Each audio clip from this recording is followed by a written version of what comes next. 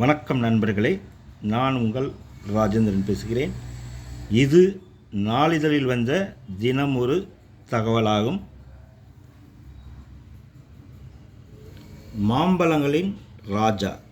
அல்போன்சா ரக மாம்பழங்கள் குறைந்த நார் மற்றும் திரட்சியான இனிப்பு நிறைந்த சதை பகுதிக்காக மாம்பழங்களின் ராஜா என்ற பெயரை பெற்றுள்ளது. அல்போன்சா ரகம் மராட்டிய மாநிலத்தில் அதிக அளவில் பயிரிடப்படுகிறது. போர்ச்சுகீசிய மன்னரான அல்போன்சா டி அல்புகெர்க் பிரேசிலிலிருந்து தனது கடற்படையுடன் இந்தியாவின் கோவா துறைமுகத்துக்கு வந்தபோது கூடவே ஒரு வகை பிரேசிலிய மாம்பழங்களை எடுத்து வந்தனர். இந்த மாம்பழ விதைகள் இந்திய மண்ணின் வளமான சத்துகளையும் அரேபிய பெருங்கடலிலிருந்து வரும் உப்பு கடல் காற்றையும் சுவாசித்து வளர்ந்தபோது அல்போன்சா என்ற கலப்பின மாம்பழ வகையை உருவாக்கியது. இந்த மாம்பழத்திற்கு அல்போன்சா டி அல்புகெர்க் நினைவாக அல்போன்சா என்ற பெயர் வந்தது.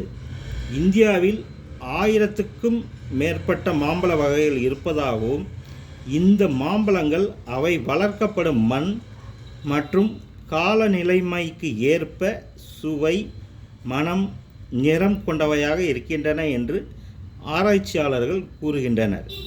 இவற்றில் அல்போன்சா அதன் தனித்த சுவைக்காக முதலிடம் வகிக்கிறது.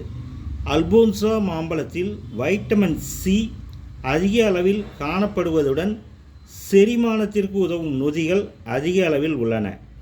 மேலும் அதிக அளவு பொட்டாசியம், மெக்னீசியம் சத்துக்கள் உள்ளன.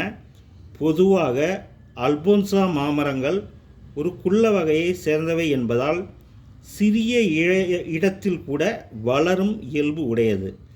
நடவு செய்த நாளில் இருந்து முதல் பழத்தை அறுவடை செய்வதற்கான கால அளவு 5 முதல் 8 ஆண்டுகள் ஆகும். இது நாளிதழில் வந்த தினம் ஒரு தகவலாகும். வணக்கத்துடன் உங்கள் ராஜேந்திரன்.